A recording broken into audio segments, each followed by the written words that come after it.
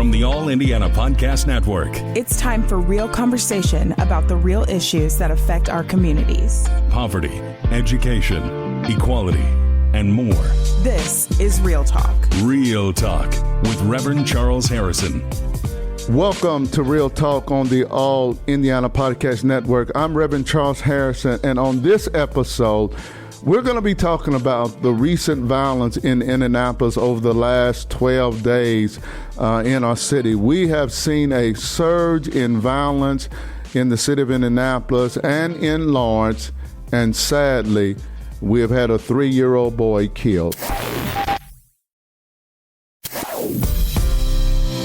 Welcome to Real Talk on the All Indiana Podcast Network. I am Reverend Charles Harrison. I am the senior pastor of Barnes United Methodist Church here in Indianapolis, and I am also the president of the board of the Indianapolis 10-Point Coalition. And for some people, you may not know what that is. We are a faith-based group comprised of churches in the Indianapolis area, primarily on the west side, that addresses the issue of urban youth violence as it impacts young men of color between the ages of 12 and 24 years old. We have been in existence now for about 25 years. I've been doing this work. So a lot of people know me because they see me on TV, and I'm often talking about the issue of violence in the city of Indianapolis. And I've been doing that for almost 25 years now in the city, talking about this issue. Sadly, in the last 12 days, we have had a difficult time in the city. It's no doubt about it. We have had 12 people who have been killed in the city of Indianapolis and Lawrence combined over the last 12 days. There's another person that was found dead, and there's a death investigation, and I'm not for sure if that has been publicized yet by the coroner's office, what the cause of death was. It did look like at the time that there was signs of trauma. So we could be at 13 homicides in 12 days in the city of Indianapolis. Right now, the numbers that I have for this year is about 142 homicides in the city. I know the city's numbers are a little lower than the numbers that I have been keeping.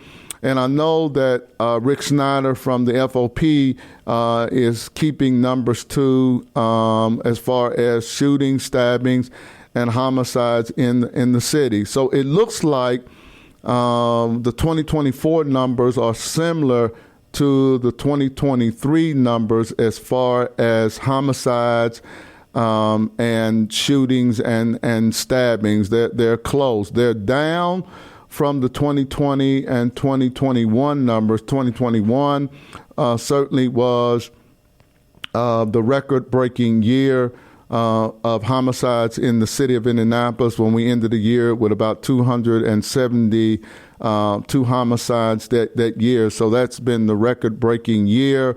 In 2024, we're still on pace to eclipse 200 plus homicides, which would be for the 5th year in a row.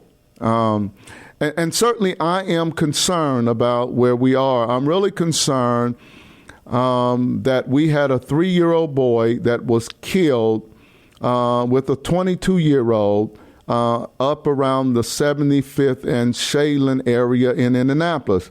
Now, years ago, that was considered one of the safe areas in the city. We really didn't worry about, back in the day, anything really happening up in the 75th and Shaylin area.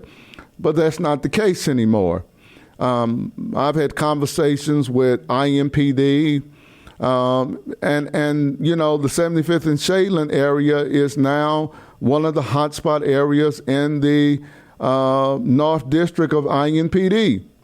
That was an area that was considered safe, 10 10 years ago.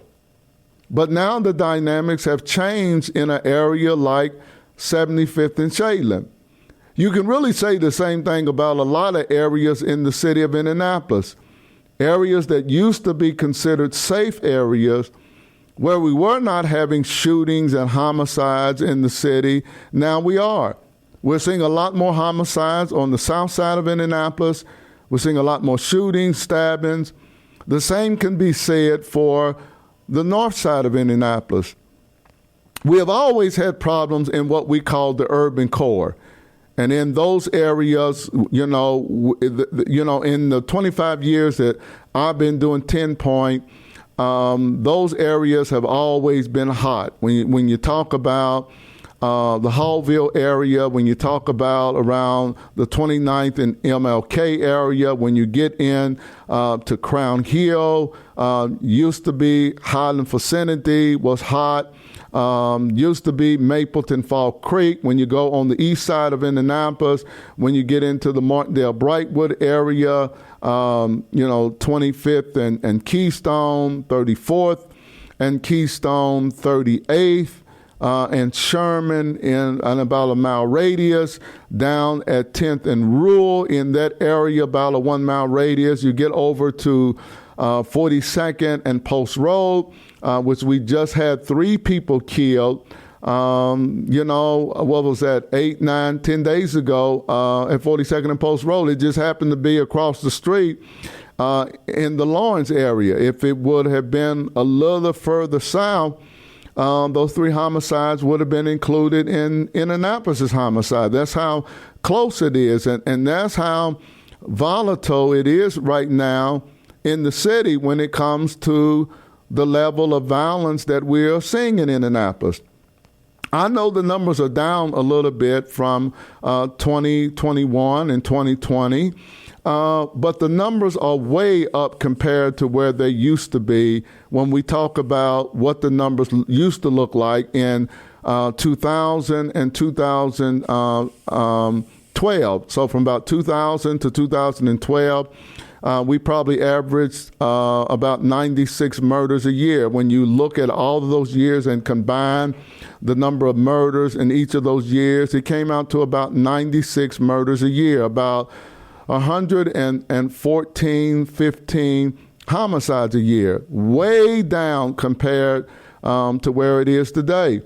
And what really concerns me in all the years that I've been doing this work, I think we have done a good job as the city in addressing gang violence and violence among cliques. And cliques are groups of individuals who some would call a gang, but they may be running a street where they're controlling the drug trafficking and they're armed up. It tends to be young men with guns. Many of those young men have an extensive criminal background.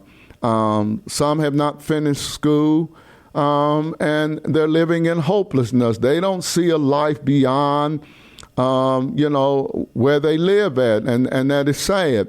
But I do think in all the groups and what IMPD is doing and all the grassroots organizations and faith-based groups, we have done a pretty good job in reducing, we haven't stopped it, but reducing the level of gang violence and clique violence in the city.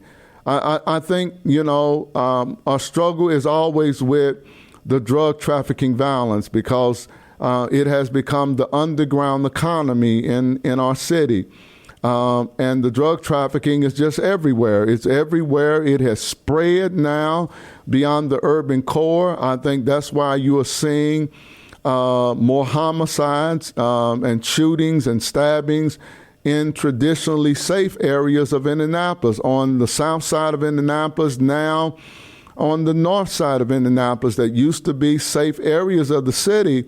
Those areas are not safe anymore because of the drug trafficking and also in the demographics in those areas. There have been changing demographics in those areas along with the drug trafficking and some of the problems that were occurring in the urban core. Now we're seeing them on the south side of Indianapolis and on the north side of Indianapolis. We're seeing some of that even further west, on the west side of Indianapolis. Certainly has always been on the east and the far east side of Indianapolis in certain areas, and that has really not changed much. But yet, drug trafficking, gang violence, and clique violence and robberies have always kind of fueled the violence that we're seeing in Indianapolis. But what really concerns me now is the level of interpersonal conflicts that we're seeing that is leading to violence. That has, in my opinion, dramatically increased. The lack of conflict resolution skills and people not really knowing how to handle their beefs, their arguments, their conflicts with others in an appropriate, healthy, nonviolent way is really concerning. I think it's leading more to domestic violence and also the interpersonal conflict violence that we're seeing that I think is spreading across the city. The shooting that happened at 42nd and Post Road, it was a conflict that started in another country. It started in Honduras, was brought here to America. That same conflict continued, and it led to 3 people ended up being shot and killed at 42nd and Post Road. We see this often in the city, where conflicts are causing people to pull out guns, to take out a knife, and commit a violent crime. And this is why I'm really concerned about the level of violence in the Indianapolis area. And I think we have to begin to look at the metropolitan Indianapolis area and central Indiana, because I think we're seeing violence spread. And what really troubles me, was what happened this week. Just a few days ago, earlier in the week, we had a shooting at 75th and Shadeland. Obviously, the young man in the vehicle, who was 22 years old, was the target. I'm not for sure the people who did the shooting knew that there was a child in there. But a 3-year-old was in the car. They opened up fire on the car, not only killing the 22-year-old, but killing a 3-year-old child. Now, this is what really bothers me today. Obviously, the individual or individuals involved in that homicide now know that a 3-year-old child was killed.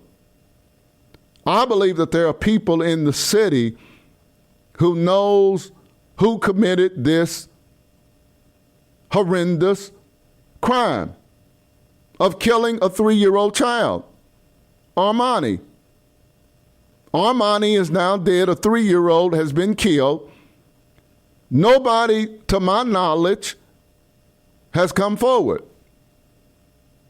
Now, maybe somebody has come forward and has given information to IMPD that I'm not aware of, and I hope that has happened. My hope was, and I went public with this, that the person or persons involved in this horrendous crime would have turned themselves in. How can you sleep with yourself and you know that you fired the bullets that killed a 3-year-old child? In the old days, in the 1970s and 80s, and if someone would have done that, the community would not have accepted that because there was a code in the street. Even back then in the 70s, there was a code in the street. You didn't hurt the elderly, you didn't hurt females, and you did not hurt children. And if you did that and crossed that line, then the community would deal with you, or the community would drag you to the police station and turn you in. Or something else would happen to you if you did not turn yourself in. We're living in a different time today, where now I've heard young people say that when someone is killed that's innocent, it is a casualty of war. Well, what war are you talking about? It is a casualty of war. What war? What war has been declared? You tell me that it's okay to kill a 3-year-old child? And you're saying to me it is a casualty of war? No. This is wrong. And whoever killed Armani, the 3-year-old, and the 22-year-old, you ought to turn yourself in. If you know who did it, you ought to provide the information to someone who can get it to law enforcement so that we can bring this person or persons in who was involved in this, bring them to justice. This is what the problem is. The problem is we have too many shootings, too many stabbings in our community, too many people who are injured by it or killed by it, and the shooters and the perpetrators of these violent acts are not turned in, and they continue to be perpetrators of violent crimes. We should not feel comfortable as a city in knowing that we still have someone walking around that is responsible for killing a 3-year-old boy. No, that's unacceptable. To the black community, it ought to be unacceptable to us. We have had too many young black men, young black children, that have been killed since 2015, and sadly, all of those cases are still unsolved. That's terrible. That's awful. That's unacceptable. That we are allowing our children to be brutally murdered and no one has been held accountable. That's why we have seen a dramatic increase in the level of violence in Indianapolis going back to 2015 up until 2024, where we are now seeing the highest level of violence in the history of Indianapolis over almost that 10-year period of time. This is troubling. And in the black community, we have to address this issue. Because 8 out of 10 homicides normally involve us. We're the victim of it. And sadly, the perpetrator of it. Now, I know there are people in the community that get upset with Rev Harrison because I talk about this and I talk about the issue of black on black violence. And I'm going to keep talking about it no matter how upset you get, because somebody has to tell the truth. Somebody has to be willing to speak up and to talk about what we don't want to talk about. Now, if a police officer would have killed that 3-year-old child in a police action shooting, all hell would have broken loose in the black community in Indianapolis. We would have had thousands of people at the prayer vigil rather than 100. We would have had leaders all over the city holding press conferences speaking out against a police action shooting that killed a 3-year-old. But yet, when a 3-year-old is killed by us, we won't say nothing. There have been no press conferences. 3-year-old child has been gunned down. No one in the black community has held a press conference. I'm not for sure if there's been a leader in the city other than me who has said something publicly about it. Now, I ask the question, why? Why won't we say something when a 3-year-old child is killed, but yet we will hit the streets when there's a police action shooting that we think is unjustified that kills one of us? What's the difference?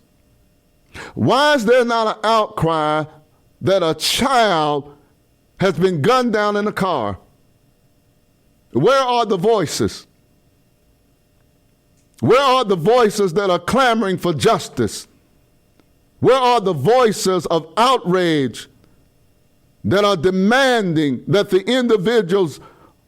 individual involved in this heinous act has not turned themselves in? Why are we so quiet? And I watched the father yesterday cry at the prayer vigil of the fact that now he has to bury his 3-year-old son. I watched the family of Armani yesterday at the prayer vigil. You could see the pain and the grief and the disbelief in this family yesterday. They're having to let balloons go because a 3-year-old child has been killed. I heard the grandmother on TV the other day pleading for the person or persons involved to turn themselves in. The grandmother of Armani. I'm troubled. Matter of fact, I'm troubled by the whole city. That there's quietness in the whole city concerning this. And you know what's going to happen? If the police don't solve this, the people who are the perpetrators of this are going to feel like that this is something that can be done and there's no accountability. The next time someone gets mad at someone and they want to kill someone, they don't care who's in the car because they know that even if they shoot in the car, there's not going to be an outcry from the community and no one's going to be held accountable. We have too many children over the last 9 or 10 years who have been gunned down in the streets of Indianapolis, and I can only think of one child, which was a 1-year-old female, where we got the perpetrator because someone from the streets who knew who did it turned them in. Roderick Payne Jr., an 8-year-old, was killed in his own home after eating dinner, watching TV. He walked to the kitchen and gunshots went through the window and killed an 8-year-old in his own home in front of his mother. 10-year-old Deshaun Swanson was killed playing outside at a repast after a funeral of a loved one, and they was gunned down, 10-year-old, in a drive-by shooting. That case is still unsolved. Now we have Armani Booker, 3-year-old, shot down, killed in a car. Are we going to be quiet about this, Indianapolis? Somebody knows something. And for those of you who may be aware of who did this, I appeal to you to do the right thing. Because if this was your family member or your child, you would want someone to turn in the person that killed your child. Everybody that is watching me right now live on X, I want you to retweet this because this needs to spread. This message needs to get out to the whole community. We cannot have killers in our city who kill indiscriminately thinking that they can get away with it and there's not going to be any accountability. And then you kill a child? No. You need to be held accountable. And I'm asking you that if you know who pulled the trigger and shot in the car at 75th and Shaylin and killed Armani Johnson, Armani Booker, and Mr. Johnson, I'm asking that you turn that person in. Do the right thing. No, we cannot accept this. Because what's happening is, because we are accepting all of this violence, now 200 homicides has become the new norm in Indianapolis. Matter of fact, in Marion County. And if we're not careful as a city, in a few years, we're going to now be approaching 300 homicides a year. If we don't get the bad people off the streets, if we don't get the killers off the streets, if we don't send a message to everybody in this city that violence is unacceptable, and certainly we're not going to let you continue to gun down our children. That is a line that is too far that you have now crossed. We don't want you killing anybody. But when you start messing with our children too, that is a line that you have crossed that we cannot accept. I'm asking everybody, every citizen in Indianapolis and in central Indiana, the outcry needs to be loud. We need to put pressure on our elected officials. More needs to be done. They need to be speaking out about what happened at 75th and Shadeland. I'm hoping the mayor says something. I'm hoping that council members say something. I'm hoping that clergy say something. I'm hoping that community activists say something. If we're going to raise hell about police action shootings, we certainly ought to raise hell about a 3-year-old boy being gunned down.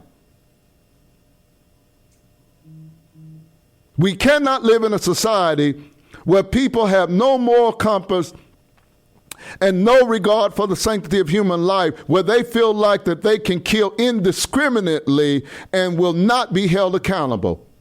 That's unacceptable. We cannot accept that as a city. And I'm not going to be quiet about it. No matter what y'all say about me, no matter who y'all complain to about me, I'm not going to be quiet about it because it is wrong. It's wrong. It's wrong for us to be silent about this. It's wrong for us not to talk about this. It's wrong for us not to hold each other accountable.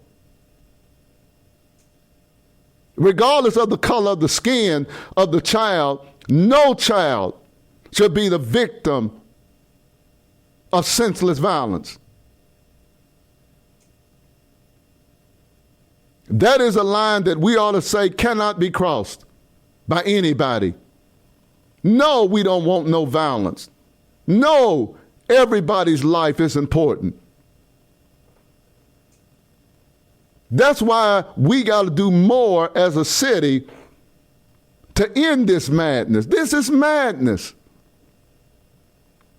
I've been waking up for the last 12 days and somebody's been killed. Somebody's been shot or injured. Mother was shot in her own bed sleeping. No. You can't be safe in your own home no more.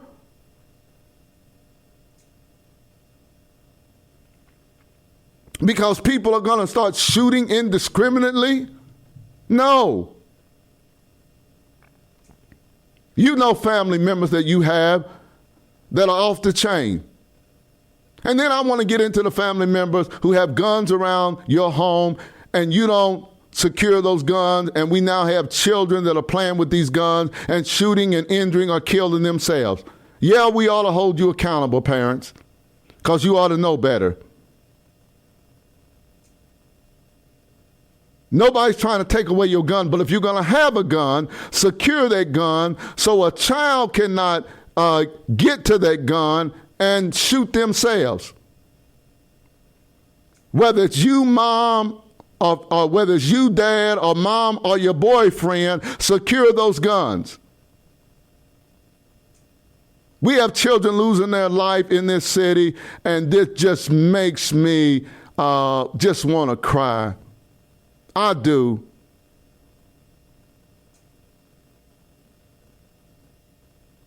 Yesterday, I wanted to break down and cry. I'm watching these family members release the balloon or balloons for a 3-year-old child. I wanted to cry. I have 4 children. I cannot imagine being in their place, in their situation, and having to bury a 3-year-old child because they were gunned down because of senseless violence. And I would hope that I would not have to face and deal that, me and my wife and my family alone. I would hope that the whole city would stand with us. The whole Central Indiana community would stand with us.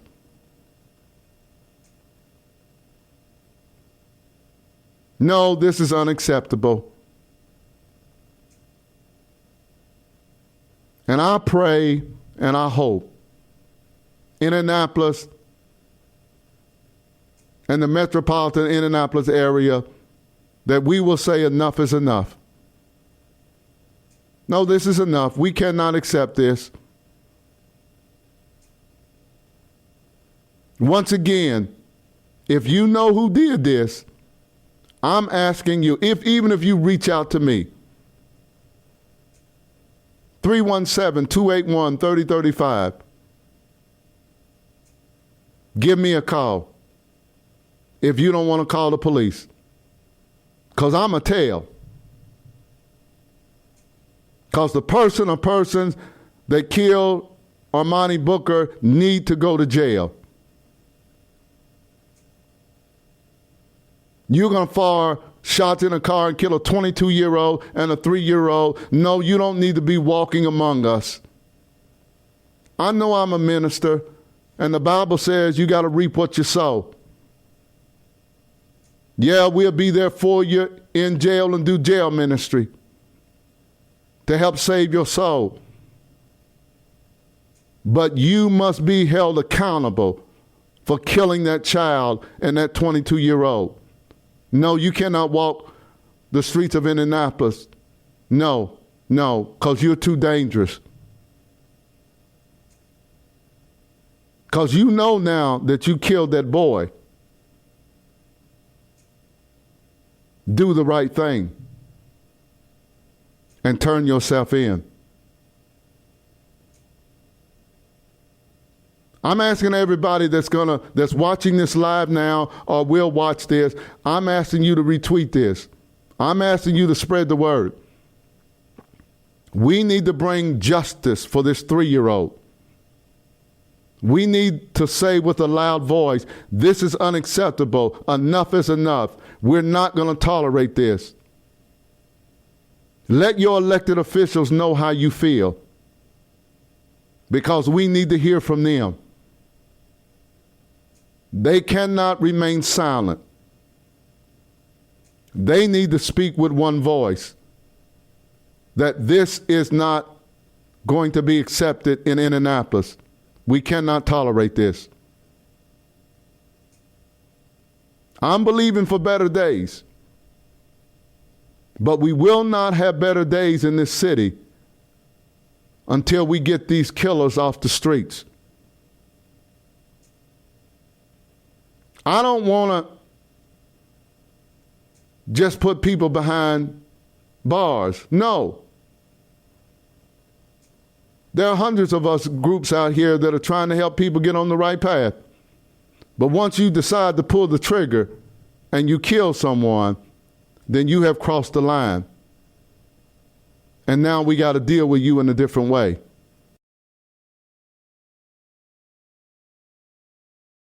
If you are the one that killed Armani, the 3-year-old, turn yourself in. If you know who did it, turn them in. And let's do the right thing. This is Rev Harrison on Real Talk. I hope you have enjoyed my conversation today with you. I want this city to be better, but it's going to take all of us to be better, to make it better. There are a lot of different factors that is leading to all of this senseless violence.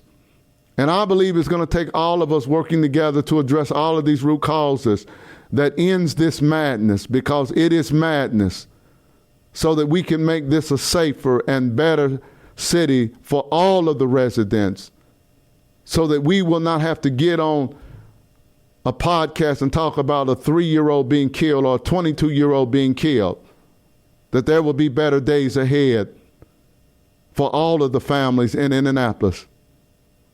If you like this podcast, I ask that you would subscribe to it. I ask that if you are watching it on X, that you would retweet it now. And you can also go on the Indiana Podcast Network, and my show, Real Talk, is there. I ask that you go check it out, and I ask that you retweet that too, share that, and share it on Facebook and other social media sites, because we got to have a real conversation in this city concerning the violence. We got to bring these numbers down. We first got to get them under 200 homicides a year. But these numbers are way too high in the city of Indianapolis and in Marion County in general. We got to get them down. It's going to take all of us to do that. So this is Rev Harrison on Real Talk. I pray that you have a blessed and you have an awesome day. Thank you for joining me. This is Real Talk with Reverend Charles Harrison. Be sure to like and subscribe to this podcast. And be sure to check out other great podcasts on the All Indiana Podcast Network. Online now at allindianapodcast.com.